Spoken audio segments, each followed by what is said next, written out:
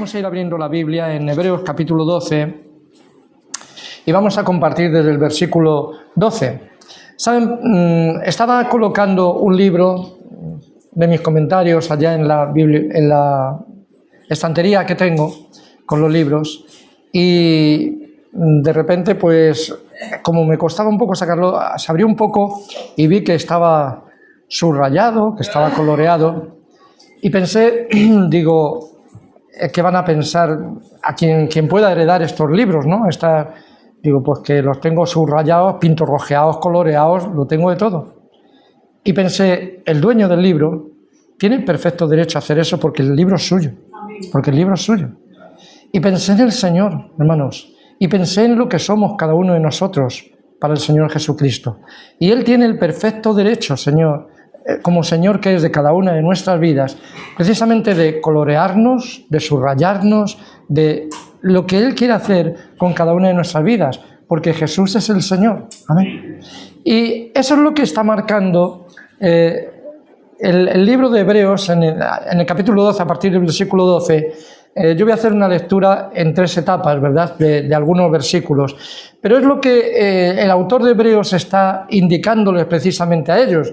Les está diciendo que aquello por lo que están pasando, tal vez muchos lo pueden interpretar, se ha hablado anteriormente de disciplina y que Dios al que ama disciplina, ¿verdad?, y azota a todo aquel que recibe por hijo, y Dios no quiere que seamos personas ajenas, sino Él nos ha hecho hijos suyos.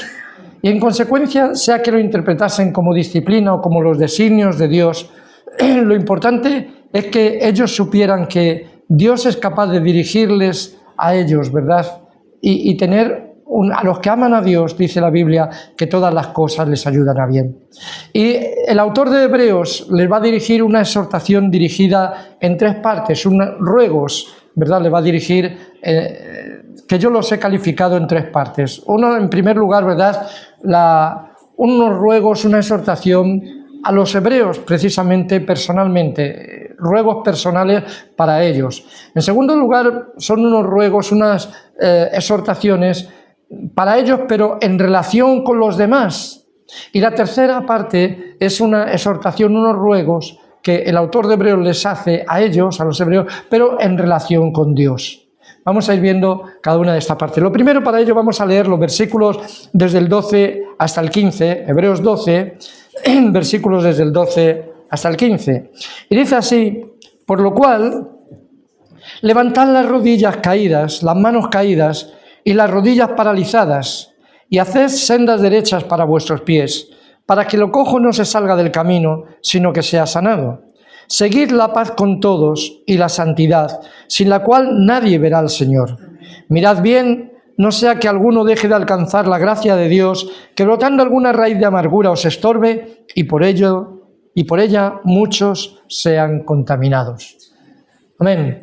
Y vemos, estos son, queridos hermanos, unos versículos, pero vamos a reparar primero en esa exhortación, ese ruego que le está haciendo, ¿verdad?, el autor de Hebreos a ellos personalmente, a cada uno de ellos, ¿verdad? Y nos vamos a dar cuenta ahora, ¿verdad?, les voy a mencionar algunos versículos que abunda mucho pasajes del Antiguo Testamento. El apóstol Pablo decía que todas estas cosas, muchas cosas de los que le pasaron al pueblo de Dios en el Antiguo Testamento han sido dejadas escritas como ejemplo para cada uno de nosotros. Luego, el Antiguo Testamento no tiene nada de desperdicio, queridos hermanos. Es la palabra de Dios para cada uno de nosotros, porque nos puede enseñar, nos puede de alguna forma recordar cosas por las que otros pasaron, para que nosotros no cometamos la misma torpeza, o para que nosotros en plan positivo andemos por el camino correcto que el Señor tenía para cada una de su vida. Y por ejemplo, manos cansadas, dice la palabra de Dios, rodillas paralizadas. ¿A qué les suena esto? ¿A qué les suena, hermanos? Desánimo. Cuando estás desanimado, ¿qué te ocurre? Ay, no valgo para nada. No, es que no tengo ganas de hacer nada. Y así no estamos, ¿verdad? No somos incapaces de caminar hacia adelante. Nuestras manos están paralizadas, nuestras rodillas están paradas. Pero, hermanos, precisamente lo que le está diciendo el autor de Hebreos de una forma personal es que no hagan eso, que no se dejen dominar por el desánimo, por la depresión, por lo que pueda venir a cada una de nuestras vidas, tal vez situaciones un poco, pues, ¿qué te voy a decir?, un poco contrarias, como lo que les había pasado a los hebreos. Les habían quitado las tierras a muchos de ellos, los habían despreciado, habían sufrido, sabían lo que era estar pasando por sufrimiento. Y frente a esto, el autor de Hebreos le está diciendo: ánimo, no os desaniméis, mirad hacia adelante. Y para ello está utilizando este versículo, que curiosamente es un versículo que se menciona en el Antiguo Testamento, allá en Isaías capítulo 35, los versículos 3 y 4. Viene a decir lo mismo, queridos hermanos, pero hay un matiz que si leemos Isaías es muy importante, y dice, vuestro Dios viene. El pasaje que se le ha puesto por título es el futuro glorioso de Sión. Y el futuro, la gloria, ¿verdad? Habla de la gloria que ha de manifestarse y lo que va a pasar verdaderamente en las personas con la venida del Señor Jesús. Luego les está animando a que no se dejen controlar por eso que están pasando, aunque puede ser difícil, que no se dejen desanimar por ese sentimiento que se ha apoderado de su corazón, sino que miren adelante, que nuestro Dios viene y trae el fruto, trae la bendición para cada una de nuestras vidas. Así es que, animaos. Y no solamente habla de animarse ellos, sino de que animen a los demás. Muchas veces podemos ver en la congregación, ¿verdad?, personas. Es bueno hablar unos con otros, porque si vamos a orar unos por otros, tenemos que conocernos. Nuestro hermano, ¿verdad?, ha dicho de que vamos a hacer un arroz para comernos no, para conocernos, comernos, ¿cómo nos vamos a comer? ¿Verdad que no? El arroz será para conocernos. Y de alguna forma, queridos hermanos, qué bueno es que practiquemos la comunión, porque así podemos abrir a veces el corazón y decir la situación por la cual estamos pasando.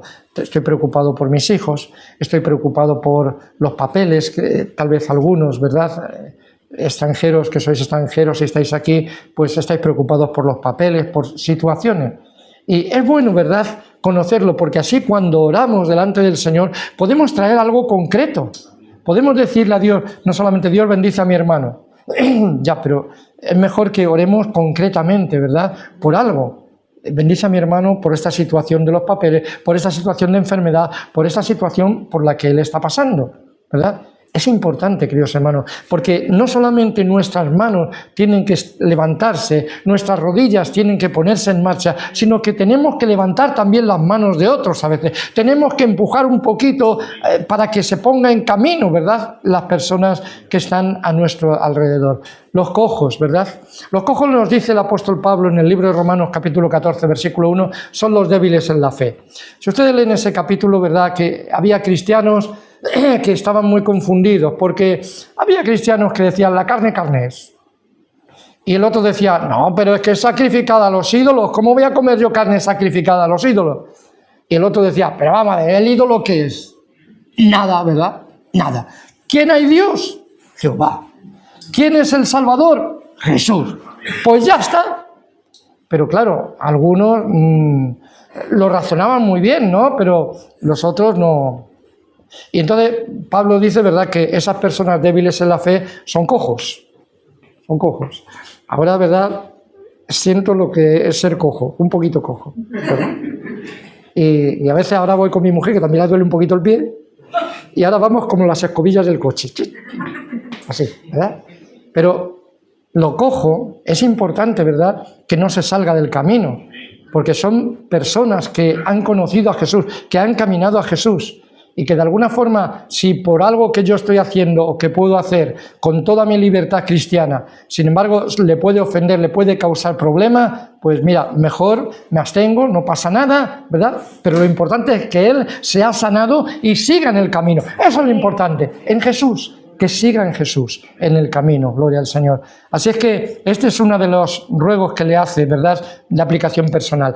Después dice, examinad vuestras sendas. Y de nuevo vuelve al Antiguo Testamento, en el Proverbio capítulo 4, versículos 26 y 27, dice, examina la senda de tus pies y tus caminos sean rectos, no te desvíes a la izquierda ni a la derecha. apártate del mal. Eso es lo que dice el proverbio en el capítulo 4, ¿verdad? Y qué importante, hermanos, que le está diciendo el autor de Hebreo, que sus pasos se dirijan hacia el gozo y a la gracia del Señor Jesús. Hermano, quien nos sostiene es la mano del Señor Jesús.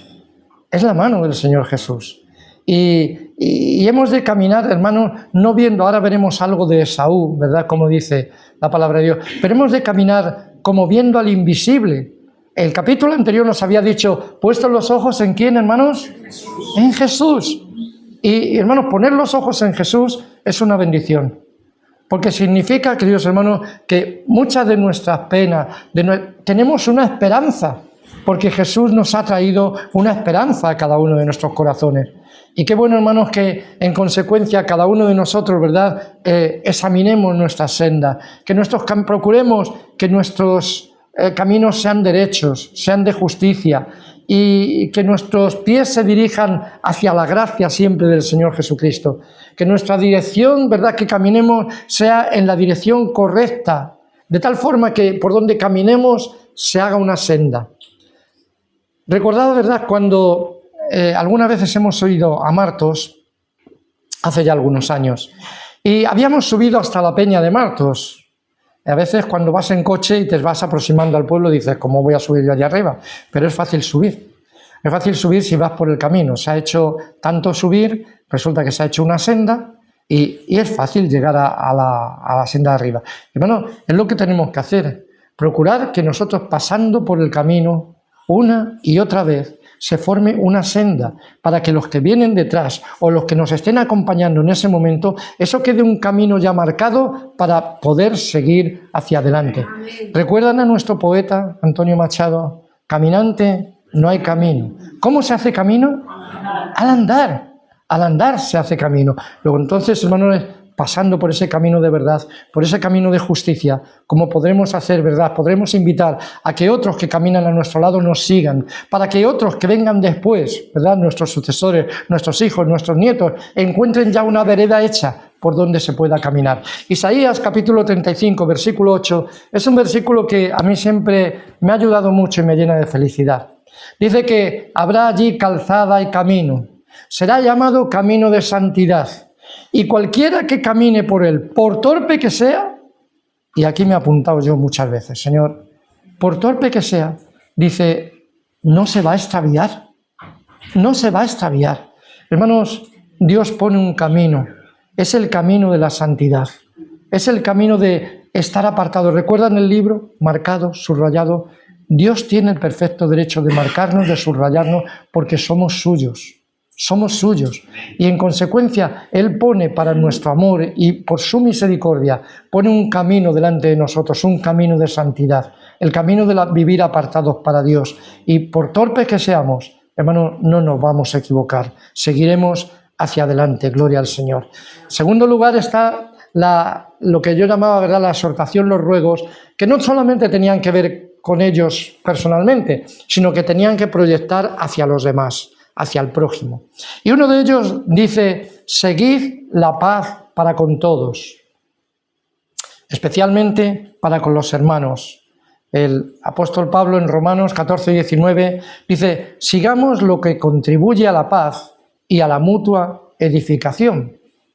Qué importante, hermanos, que sigamos en nuestra vida lo que contribuye a la paz. Yo quiero estar en paz contigo. ¿Tú quieres estar en paz conmigo? ¿Sí? Muchas gracias, hermano.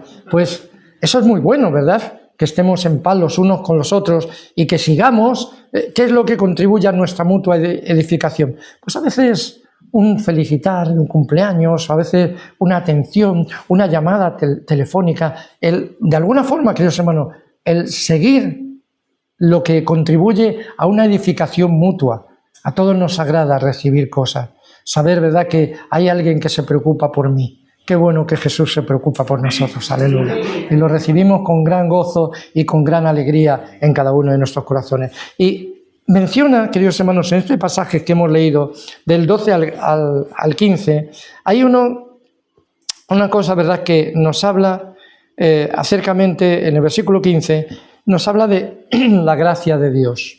Dice, mirad que alguno no deje de alcanzar la gracia de Dios. Yo quisiera hablar un poquito de lo que es la gracia de Dios, porque yo sé que muchos ya lo saben, pero como decía Pedro, es que hay que repetirlo, ¿verdad? Hay que repetirlo una y otra vez. Hermanos, es importante, ¿verdad?, conocer qué es la gracia de Dios, la que nos ha alcanzado. Y muchas veces podemos imaginar, o la gente puede imaginar, muchos dicen, bueno, Dios no va a condenar a nadie, porque como Dios es amor, como Dios es justo, pues no va a pasar nada. Y es verdad, la gracia de Dios nos habla precisamente del amor que Él ha tenido para con cada una de nuestras vidas. Juan 3,16, que creo lo sabemos casi todos de memoria, nos dice que de tal manera amó Dios a este mundo. En ese mundo estabas tú, en ese mundo estaba yo. Dios nos ha amado, es verdad. Pero la gracia de Dios no significa esto, que solamente, uy, qué bonito, qué guapo es, o qué guapa es fulanito, menganita, y ya venga, te doy el perdón absoluto y ya está. No es así, porque eso nos muestra una faceta de Dios, el amor y la misericordia. Pero ¿y qué de su justicia? ¿Y qué de la justicia de Dios? ¿Y qué de la santidad de Dios? ¿Puede Dios soportar el pecado a su lado? Porque lo importante es que Dios nos quiere llevar a su lado. Y nos lleva, vale, y Él es santo, 3 veces santo, y nosotros vamos a poder estar allí sin arreglar el problema de la santidad de Dios, sin arreglar el problema de la justicia de Dios. Es imposible.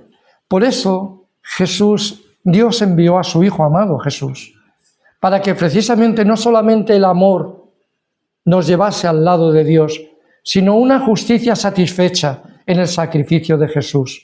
Una santidad vivida por el Señor Jesucristo en persona como un hombre, y una santidad demostrada allá en la cruz del Calvario, queridos hermanos. Padre, perdónalos porque no saben lo que se hacen. Y en eso consiste la gracia, queridos hermanos. La palabra de Dios nos dice, en Hebreos 2,9, hemos leído cuando hemos pasado por ese pasaje, dice que vemos que a aquel que fue hecho un poco menor que los ángeles, a Jesús, le vemos coronado de gloria y de honra. ¿Por qué está coronado hoy en día de gloria y de honra Jesús? Estoy leyendo en Hebreos 2,9. ¿Por qué? Por causa del padecimiento, por causa de padecer hasta la muerte y muerte de cruz. Y dice, para que por la gracia de Dios gustase la muerte por todos. Hermanos, Jesús gustó la muerte por todos y cada uno de nosotros. Jóvenes, ancianos, adultos, por todos, queridos hermanos. Y Romanos 3,24 nos dice, ¿verdad? Y en ese pasaje nos vemos de que Jesús gustó la muerte por todo. ¿Qué ocurre? Se está ejecutando la santidad de Dios. Allí la santidad de Dios está quedando satisfecha por medio de esa obra que el Hijo hace por cada uno de nosotros. Y si leemos en Romanos 3,23-24 dice, por cuanto todos pecaron y están destituidos de la gloria de Dios, siendo justificados gratuitamente por su gracia, mediante la redención que es en Cristo Jesús. Es decir, queridos hermanos, lo que nos merecíamos nosotros era la muerte. Y no solamente muerte física, sino muerte espiritual, estar separados de Dios por toda la eternidad. Y sin embargo no era eso lo que Dios quería. Dios quería salvarnos y que viviésemos en gozo y en bendición durante no solamente los días de nuestra vida en la tierra, sino por toda la eternidad. Y por eso Jesús, ¿verdad?, gustó la muerte por cada uno de nosotros. Y allí se estaba ejecutando, queridos hermanos, antes hemos visto la santidad y ahora la justicia de Dios. Verdaderamente, leíamos el domingo pasado, Él cargó con nuestros pecados. Él cargó. Él era santo, sin mancha y sin pecado, pero cargó con nuestros pecados, porque nosotros no podíamos hacer nada para justificarnos delante de Dios. Sin embargo, Él precisamente llevó la culpa de nuestros pecados allá en la cruz del Calvario. Segunda de Corintios 8:9 dice, ya conocéis la gracia de nuestro Señor Jesucristo, que por amor a vosotros se hizo pobre siendo rico, para que vosotros con su pobreza fueseis enriquecidos.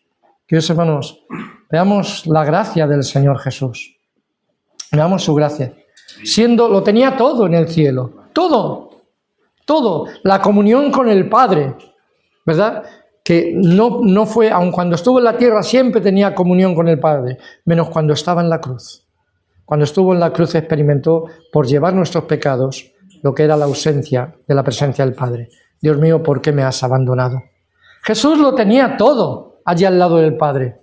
Pero hermanos, siempre me ha llamado mucho la atención el pasaje de Isaías capítulo 9, cuando Isaías tuvo una visión de cómo era el Señor, de dónde estaba el Señor, y de repente hay una pregunta que surge, y para mí es la pregunta que surgió en la eternidad: ¿quién irá por nosotros?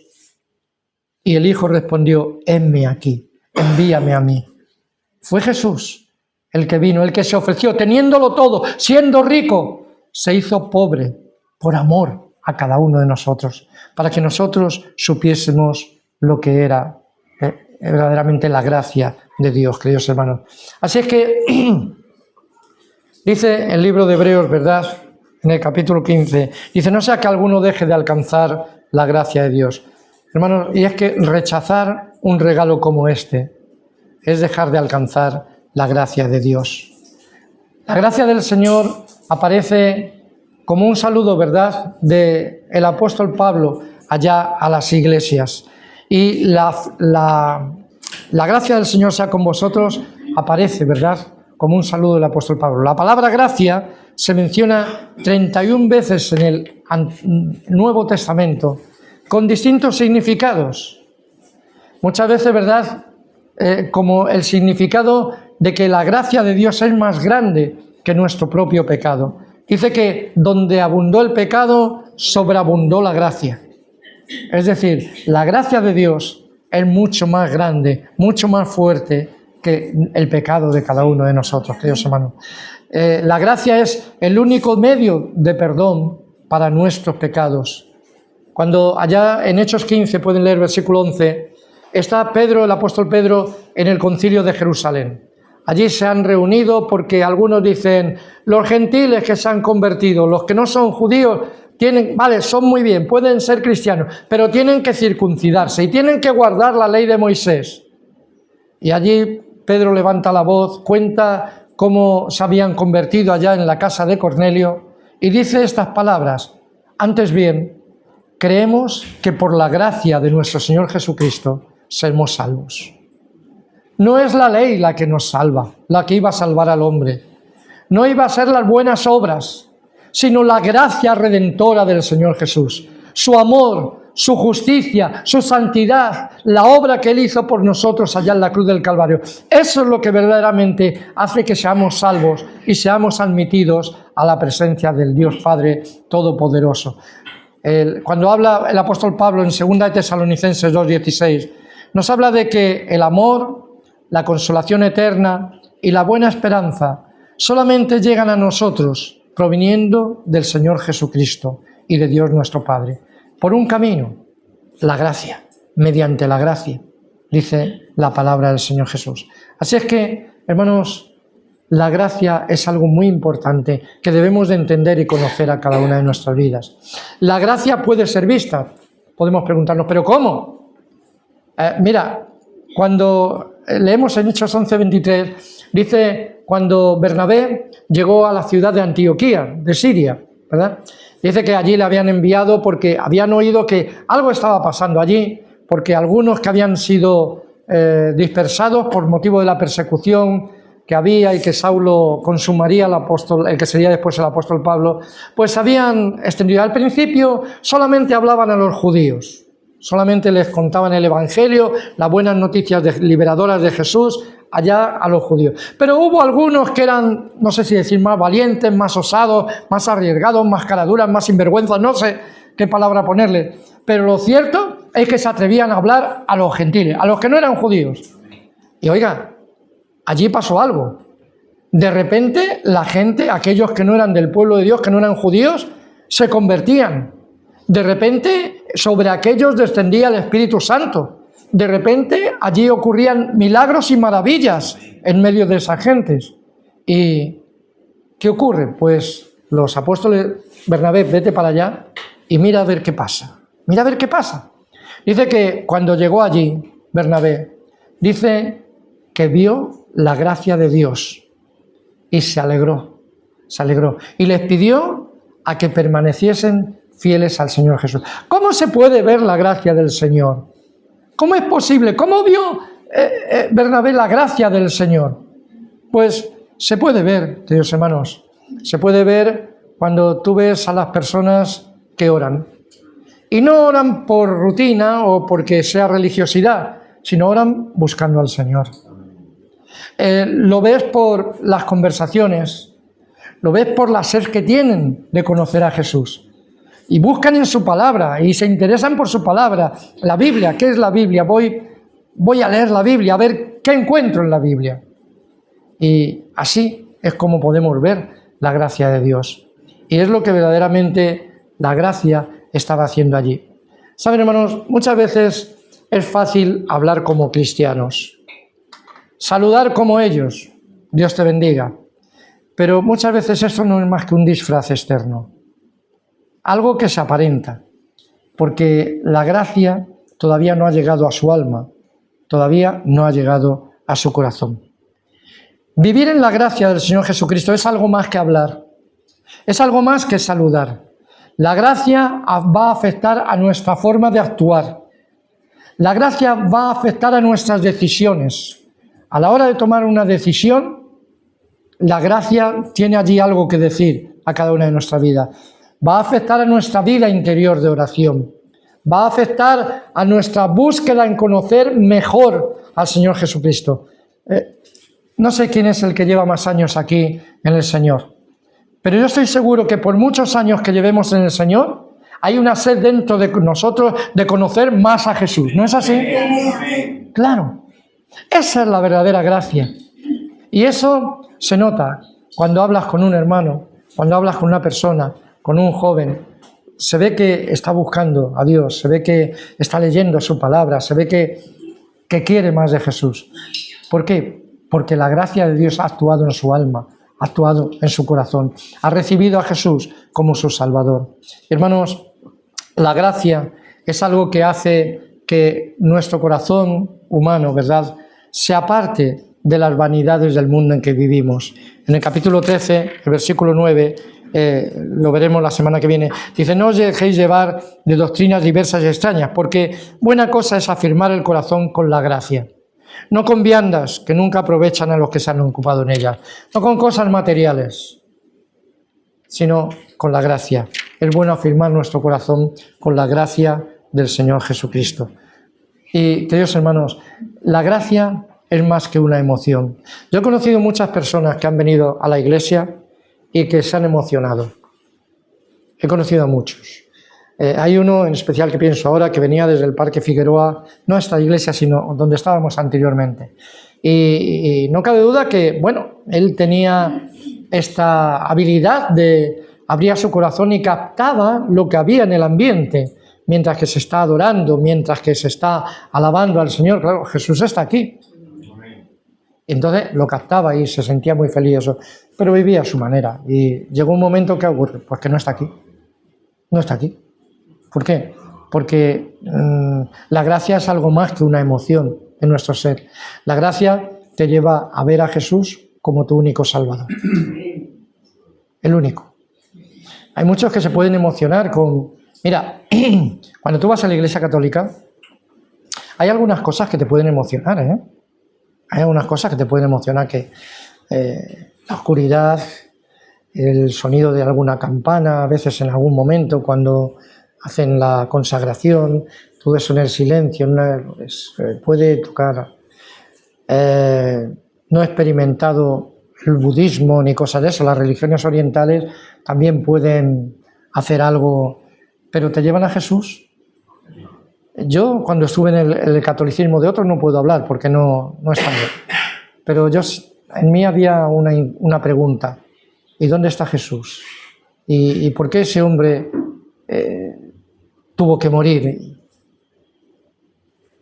Hasta que llegué a una iglesia evangélica y me explicaron cómo era yo y cómo era Dios. Hermano, la gracia es más que una emoción. Más que una emoción. Porque la gracia nos lleva a ver y a conocer a Jesús como el único Salvador, para cada una de nuestras vidas, queridos hermanos. Y otra cosa, ¿verdad? Estamos hablando de la aplicación, de la exhortación, que el ruego que el autor de Hebreos les está haciendo, ¿verdad?, a los propios hebreos, pero en relación con los demás, Y hay otra cosa, ¿verdad?, que les pide también como a modo de ruego. Dice, ninguna raíz de amargura haya en medio de vosotros. No sé si alguna vez has sentido la amargura en tu corazón. Yo sí, alguna vez he sentido eso. Y eso es... ¿Has comido hiel alguna vez? La hiel, eso sí que está amargo. Amargo, ¿verdad? El ajenjo. Y la Biblia nos está diciendo, está dando el consejo, mira, en relación con los demás, cuida que en ti no brote ninguna raíz de amargura. Porque la raíz de amargura va a afectar no solamente a tu corazón, sino que va a contaminar a todos los que están a tu alrededor. ¿Por qué? Por tus palabras, por tus actitudes, por muchas cosas. Es como un virus, queridos hermanos, un virus que empieza a desarrollarse dentro de ti y te da la tos, te da, pues no sé, cualquier cosa, ¿verdad? Últimamente me preguntaba, estábamos hablando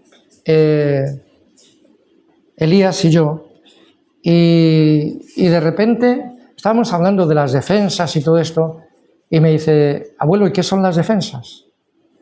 Dios bendiga a los niños, ¿qué preguntas hacen, no? ¿Cómo le explico yo a un niño de 5 años qué son las defensas? Pero en ese momento se me encendió la chispa. Mi nieto, Elías, me ha dado hoy este muñequito. Algunas veces me trae muñequitos. Todo esto son superhéroes.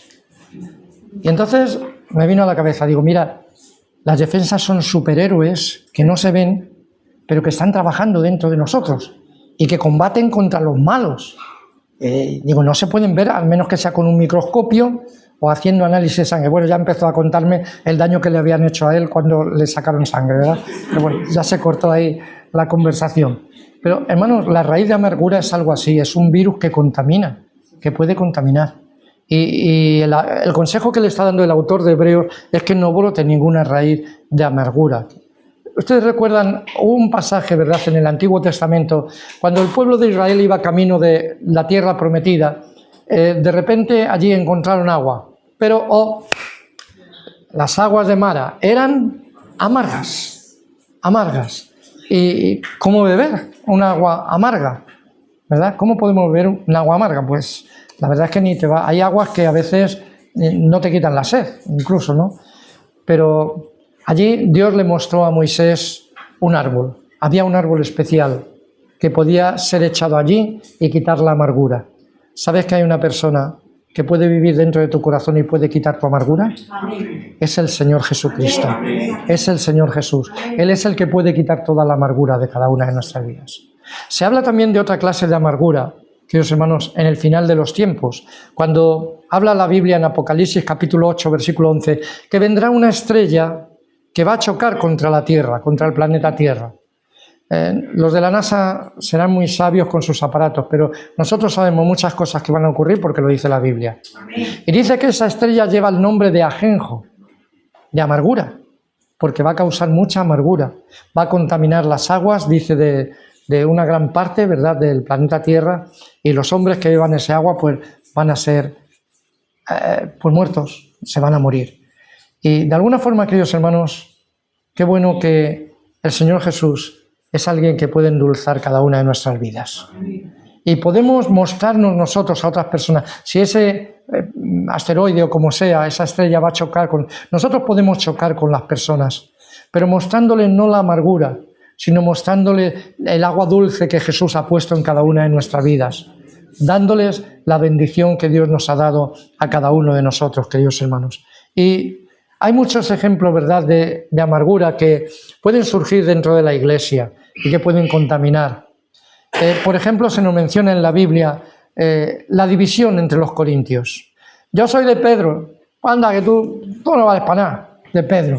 Aquí el que pita es Pablo. Pablo es el que se mueve, no me veas cómo viaja y...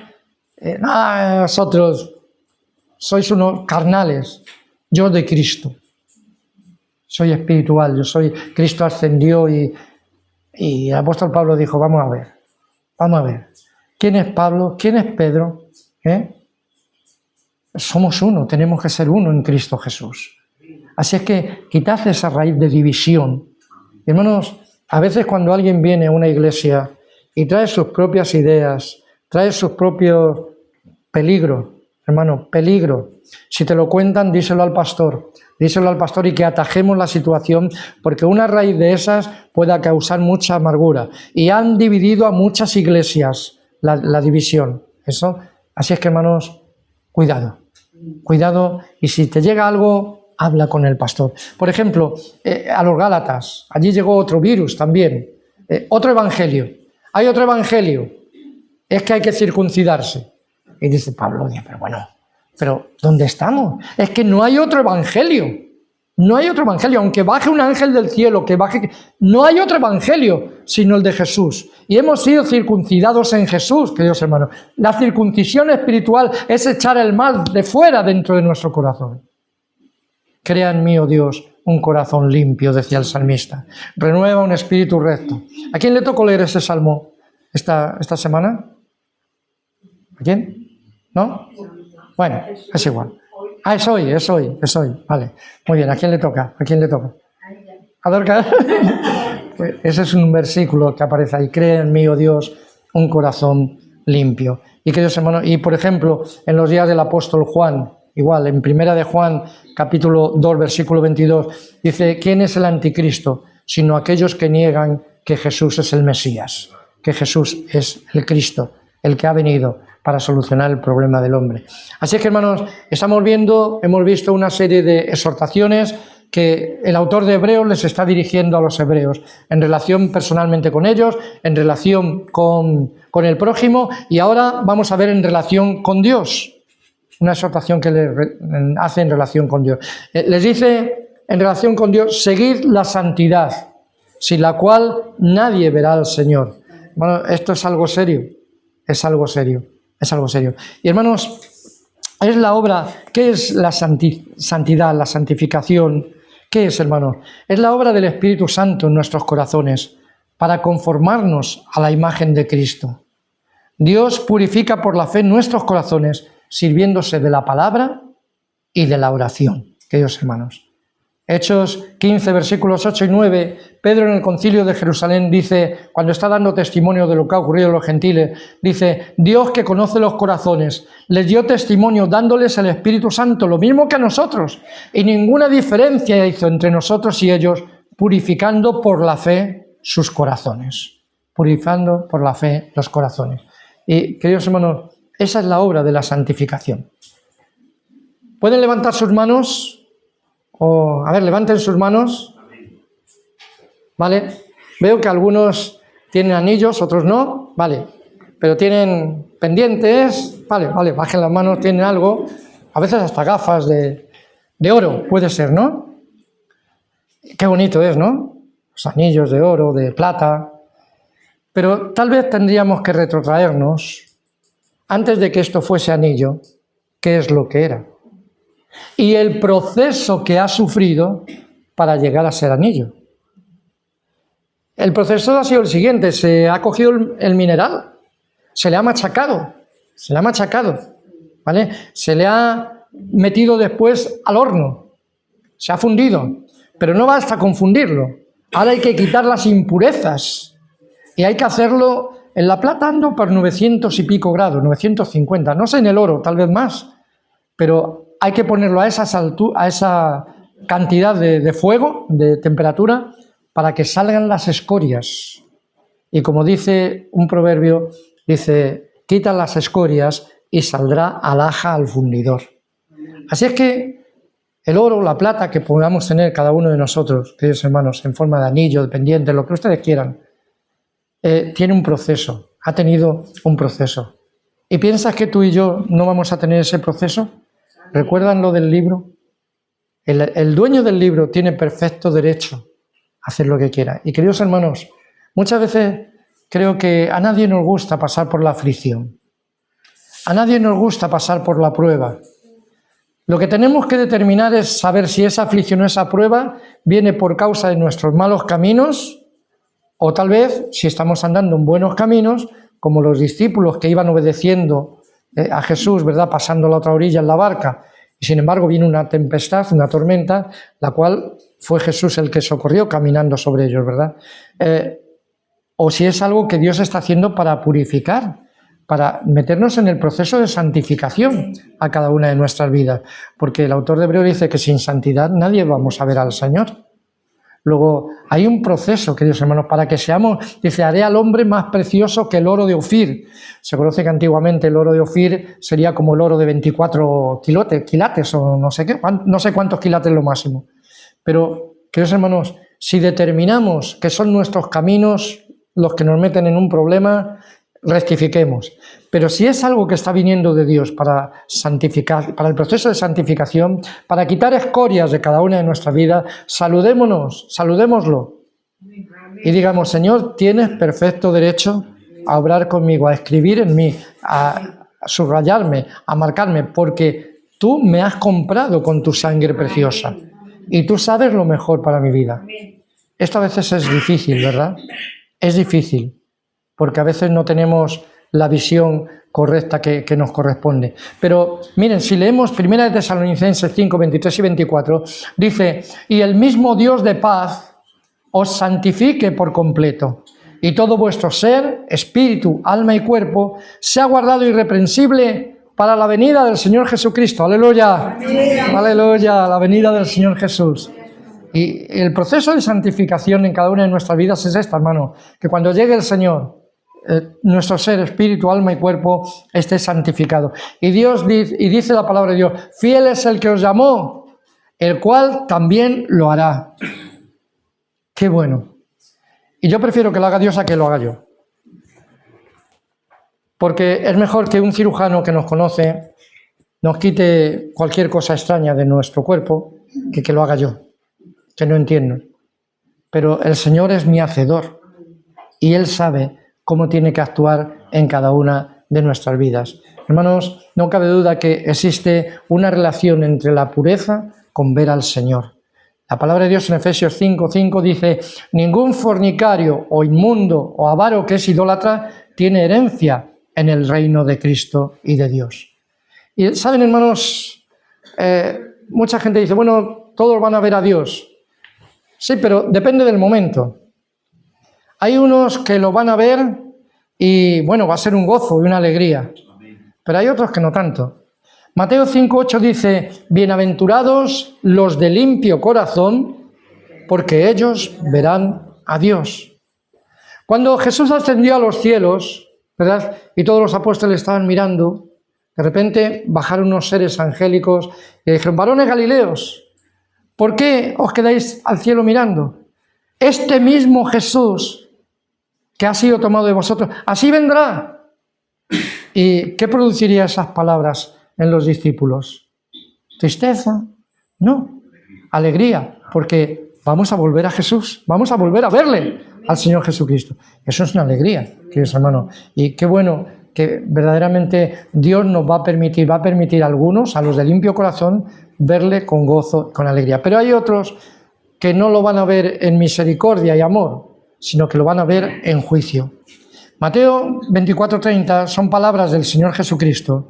Dice que, cuando está hablando de las cosas finales, dice que entonces aparecerá la señal del Hijo del Hombre en el cielo, y entonces lamentarán todas las tribus de la tierra, y verán al Hijo del Hombre viniendo sobre las nubes del cielo. Y es interesante esta palabra, lamentarán. Tú cuando veas a Jesús, ¿cómo vas a estar? ¿Contento o triste? Contento, ¿verdad? Vamos a estar contentos. Pero hay algunos que van a lamentarse. No sé de qué tendrán que lamentarse, pero no van a ver a Jesús con alegría ni con gozo, sino con lamento. Qué bueno que cada uno de nosotros podemos decir y cantar, has cambiado mi lamento en baile, aleluya, me ceñiste de alegría.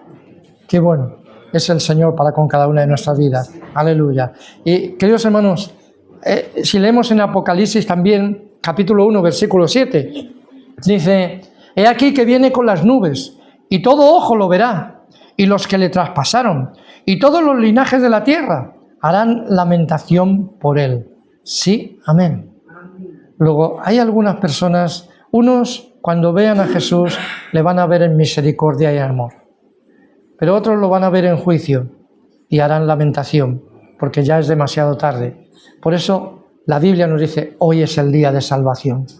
Entrega tu corazón hoy a Jesús, porque hoy es el día en que puedes recibir la gracia del Señor Jesucristo en tu vida. Y eso te puede hacer capacitar para que Dios trabaje contigo en el proceso de santificación.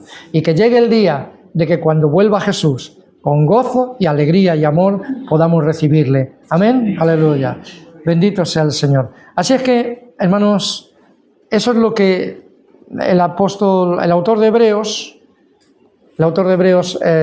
está transmitiendo en estas exhortaciones a los hebreos.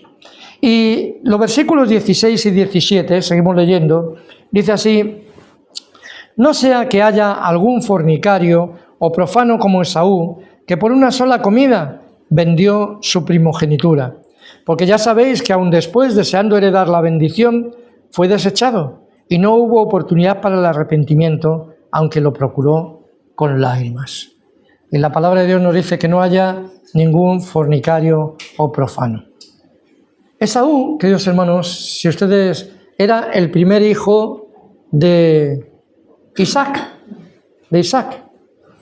Por tanto, era el primogénito. Tardaron, porque eran gemelos, ¿verdad? O mellizos, no sé, Esaú y Jacob, pero nació el primero Esaú. Y por tanto, él tenía unos derechos. Por derecho de nacimiento, tenía el derecho de la primogenitura. Eso conllevaba una serie de bendiciones y todo. Pero además, aparte de las cosas materiales que iba a heredar, había algo que se llamaba la bendición. Isaac tenía que transmitir, era el encargado de transmitir la bendición que Dios le había dado a Abraham. Abraham se la transmitió a Isaac y a Isaac tenía que transmitirlo a sus hijos, o a alguno de sus hijos, al primogénito. Y es interesante, queridos hermanos, que este hombre, ¿verdad?, Esaú, llegó un día que no se le dieron bien las cosas. Y llegaba con un hambre, con un deseo de satisfacer su apetito, y entonces allá Jacob tenía un plato de lentejas, ¿no? Si quieres las comes y si no las dejas. Pero este hombre las tenía que comer porque estaba muerto.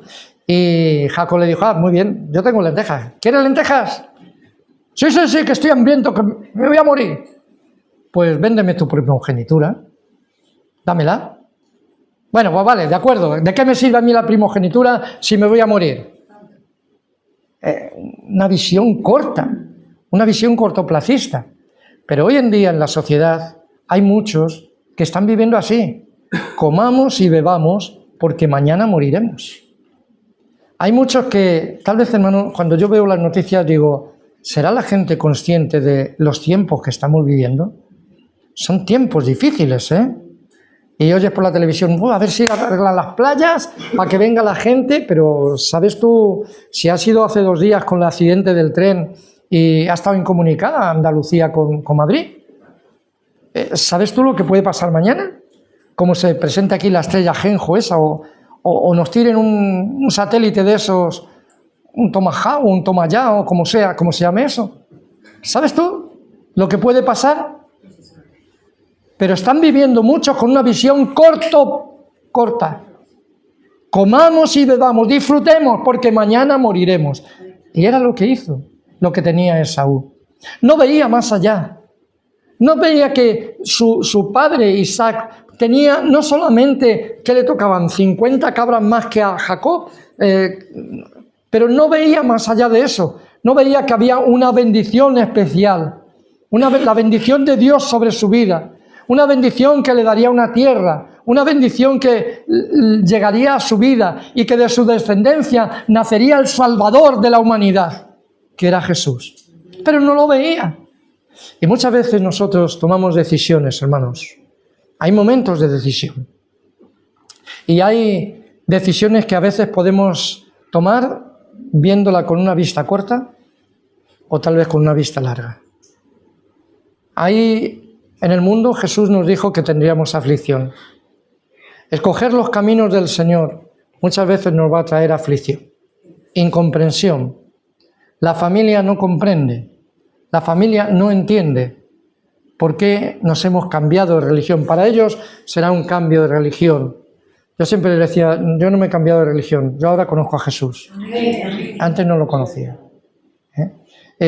Pero la gente va a tener incomprensión y a veces muchos retroceden y dan marcha atrás porque tienen una visión corta. Tienen una visión corta. Y de alguna forma, queridos hermanos, como creyentes tenemos que tener una visión larga y saber que las aflicciones del tiempo presente no son de comparar con la gloria venidera que en nosotros ha de manifestarse. Esaú tenía que haber tenido una vista más larga.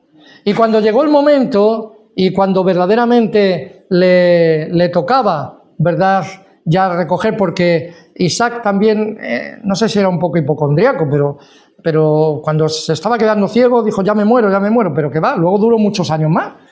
Pero cuando llegó el momento de repartir la primogenitura, ¿verdad?, sabemos que Jacob se las apañaba, era un tío listo, y dijo, bueno, ya está, yo no tengo vello, pero me voy a poner piel de cabra.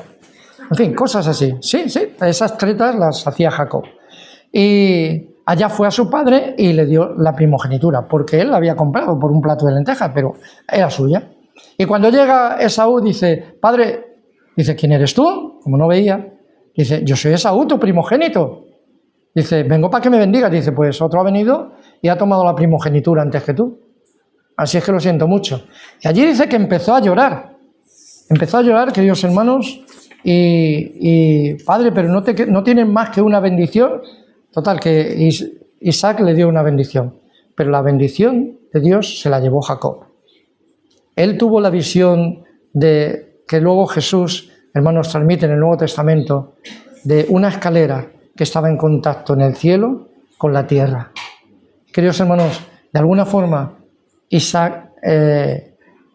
Jacob fue el que se llevó la bendición espiritual, porque tenía una visión más larga, no una visión del momento, sino una visión más larga. Él quería las bendiciones de su padre, pero quería la bendición de Dios. Si le tocaban 50 cabras menos, le daba igual, pero lo que sí quería era la bendición de Dios. Y de su linaje, queridos hermanos, de Jacob, del linaje de Esaú, no se encuentra en la historia, pero el linaje de Jacob, vemos que más adelante vienen las 12 tribus, viene José, un símbolo, una figura del mismo Señor Jesucristo, hasta llegar a Jesús, el Salvador. Esa era la bendición. Y queridos hermanos, dice la palabra de Dios, no haya en medio de vosotros uno, ¿verdad?, que sea como Esaú, un profano. Y dice, ¿qué es un profano? Un profano es alguien que hace de una cosa sagrada algo común, que no le da importancia. Es algo, es sagrado para muchos, pero, y queridos hermanos, la palabra de Dios nos dice y menciona también esta palabra, no haya ningún fornicario en medio de vosotros.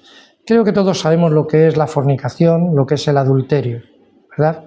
Es el uso inadecuado del sexo fuera del matrimonio. En Hebreos 13, precisamente, nos va a recordar un pasaje, el versículo 4, dice que el matrimonio es algo honroso, pero que a los fornicarios y a los adúlteros los va a juzgar Dios. Los va a juzgar Dios. Yo sé que este no es un mensaje popular. Si tú predicas esto en la calle, la verdad es que van a decir, usted está atrasado. La Biblia tiene que ponerse al día. Vale, díselo a Dios cuando te encuentres delante de Él como juez. Pero yo te aconsejo que vivas lo que dice la palabra de Dios y que te utilices tu sexualidad masculina o femenina, pero conforme a lo que dice Dios, dentro del matrimonio. Porque fuera del matrimonio se llama fornicación o adulterio. Y a eso dice que Dios lo va a juzgar, queridos hermanos. Y todo esto, ¿verdad?, es lo que nos está diciendo que no haya, ¿verdad? Es en relación con Dios, con la santidad de Dios, que no haya en medio de cada uno de nosotros. Y si leemos ya desde el versículo 18 hasta el fin, ya quiero ir acabando, queridos hermanos, ya me he pasado de la raya. Si leemos desde el versículo 18, dice, porque no os habéis acercado al monte que se podía palpar y que ardía en fuego, a la oscuridad, a las tinieblas y a la tempestad, al sonido de la trompeta y a la voz que hablaba, la cual los que la oyeron rogaron que no se les hablase más porque no podían soportar lo que se ordenaba. Si aun una bestia tocare el monte, será apedreada o pasada con dardo.